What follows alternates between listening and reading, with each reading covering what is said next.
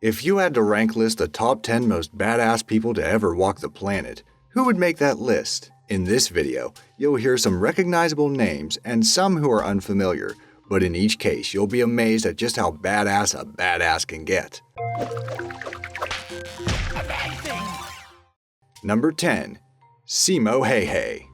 Nicknamed the White Death, Simo Häyhä was the most successful marksman ever seen in war, accruing a ridiculous kill streak to rival any Call of Duty superstar player. Before becoming a soldier, Simo was a farmer and hunter and won numerous shooting competitions, with a home full of marksmanship trophies. At 20, he joined the Finnish voluntary militia, the White Guard, and fought against the Russian Red Army in temperatures between -40°F and -4°F. Due to chaos within Russia, the Red Army was disorganized. Many of them did not even wear white camouflage in the winter conditions. For Simo, this was like picking apples in summer, and he sheared through their ranks ruthlessly. Simo reportedly killed 505 men in under 100 days. 5 kills a day on average, between 1939 and 1940 during the Winter War, with his trusty M28 rifle and its iron sight. The Soviets used counter-snipers and artillery strikes against him in desperation. It wasn't until March 6, 1940 that he was hit in his lower jaw by an explosive bullet, which he fully recovered from. Later, when asked why he was so good at killing, he replied, "Practice." Number 9. Hugh and Carlos Gracie, a tie.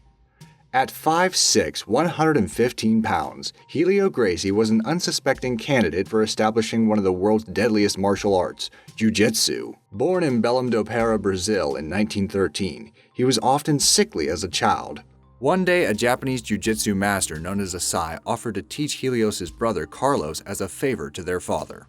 Hugh decided to alter the techniques to utilize timing and leverage rather than speed and strength, of which he had less. In 4 years, the two had created what we now call Brazilian or Gracie Jiu-Jitsu. Their version was so brutally effective that they easily defeated fighters 200 pounds heavier, no matter what the opponent's discipline was.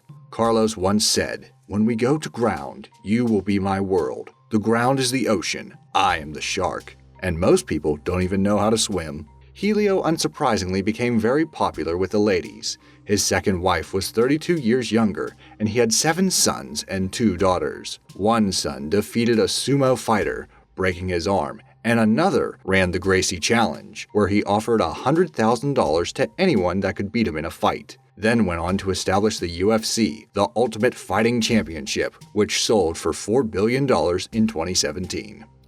Number 8. Alexander the Great. Let's slide the wheel back a few millennia to 356 BC, Alexander's birth date. There are a few things you can say about Alexander the Great, but a humble beginning is not one. Up until age 16, he was tutored by genius scientist and philosopher Aristotle. Age 20, he succeeded his father Philip II, gaining the throne of Macedonia. Alexander played his cards stealthily and eliminated potential rivals to his throne, including his own cousin Amyntas IV. If you're wondering, there is a reason why they call Alexander great. This man's strategies and tactics are studied to this day by the military. In 15 years of conquest, he never lost a battle, and despite his clean sheet, he managed to become the king of Macedonia, the pharaoh of Egypt, the king of Persia, and king of Asia, defeated the Persians, took 2 Persian wives, founded 70 cities, named at least 20 after himself, and 1 after his horse, all in just 12 years. Number 7. Ching Shih. Ching Shih was a Chinese prostitute who took over as a commander after her husband passed away. She was said to take no BS from the 40,000 pirates under her command. Ching's iron rule was so effective that the Chinese government sent an armada after her, which she destroyed, capturing 63 of their ships. We call that checkmate where I'm from. For 2 years, the Chinese fought Ching, even recruiting support from the Dutch and British. They eventually gave up and offered amnesty to her and her crewmen. Ching was allowed to keep all of the spoils from her pillaging and became one of the few pirates to retire. She ran a brothel/casino in her retirement from the sea life and lived to see 69. Number 6. Desmond T. Doss.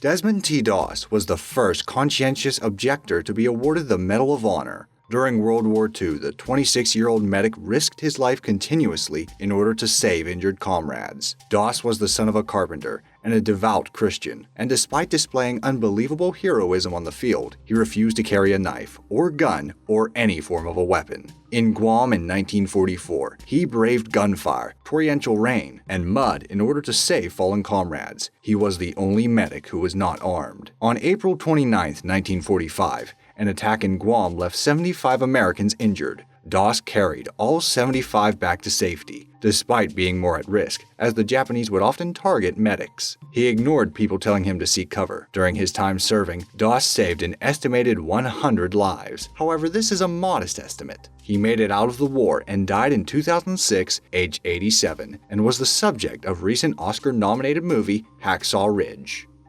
Number 5. Roy Benavidez. Roy Benavidez took the savior schema to another level. You can think of him as like a living Terminator genetically infused with Forrest Gump and the heart of a Spartan. On May 2, 1968, a 12-man Special Forces team were dropped into a small clearing in Cambodia's jungles. Unbeknownst to them, they had dropped into a major enemy base and were soon surrounded by hundreds of enemies who attacked ferociously with gunfire. Roy heard this distress call and hopped on a helicopter without a second's thought to rescue the men. Benavidez jumped 100 yards through enemy fire to assist his team. He was shot immediately and severely, and then shot continuously during his hours of rescue. He was hit with grenade shrapnel. At one point, he was stabbed, but he took out the bayonet and killed the assailant, continuing with the rescue. He was injured so badly, medics pronounced him dead, but before his body bag was zipped up, he spit in the doctor's face to show he was still alive, and they rushed him off to surgery for many months of intensive rehabilitation. Number 4. Peter Freuchen. Freuchen was an anthropologist, zoologist, author, journalist, and actor. In his 20s, he set out on expedition to the deathly cold Greenland and decided to live with the Inuits, taking one for a wife. During his 20-year stay, he killed a wolf with his bare hands, a polar bear, which he turned into a fur coat, trekked 600 miles to prove a bet, and in 1926, clawed out of a tomb several meters frozen using his frozen feces. Then he crawled 3 hours back to camp and plucked out his gangrenous toes with pliers and a hammer to stop the spread, without using anesthetics. Freuchen then moved back to Denmark in the 1930s, writing 30 books, becoming a bestseller, married the daughter of a Danish multimillionaire after his Inuit wife died, won an Oscar, and became part of the resistance against the Nazis. When he was captured by them, he was sentenced to death, but escaped. He continued to develop relationships with superstars, married a third time, became the 5th person to ever win the $64,000 question. The following year, he was given the gold medal by the International Benjamin Franklin Society for outstanding services to mankind in establishing new frontiers. Number 3. Hugh Glass. In 1823, Hugh Glass and his party were stationed in Grand River Valley, Yellowstone, when he came across a grizzly bear mother with her 2 cubs. She charged, mauling Glass. Screams were heard by the party, and they killed the bear with guns. Blood bubbled with each breath from Glass's ripped throat. His face, chest, arm, and hand were shredded by the bear's 3-inch claws, and it had chewed into his back and shoulder. The crew gave him until morning to live. On the 5th day, Hugh was still alive. He could only move his eyes, and the 3 watching over him decided to leave him for dead. Freezing and alone, Glass realized what had happened and summoned newfound strength. Crawling with his one good arm and leg, he let maggots in a rotting tree bark eat away at his infected flesh, and for food, he dug for breadroot and robbed egg nests. Seeing a buffalo carcass being devoured by a pack of wolves, he scared them away and ate the remaining bits of heart, guts, and liver. He then tracked over 1,000 miles to find his betrayers, one of whom, a young terrified man named Jim Bridger, he forgave. Number 2. Napoleon.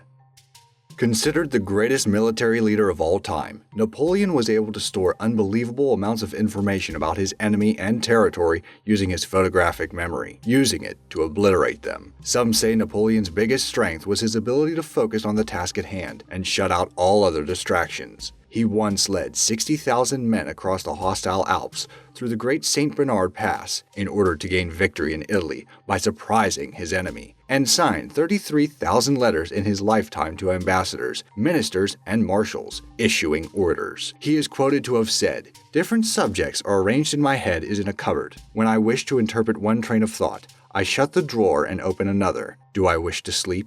I simply close all the drawers, and there I am, asleep. Not someone you would want to have a staring competition with, let alone a war. Napoleon brings real truth to the saying, your enemies never sleep. Number 1. Genghis Khan.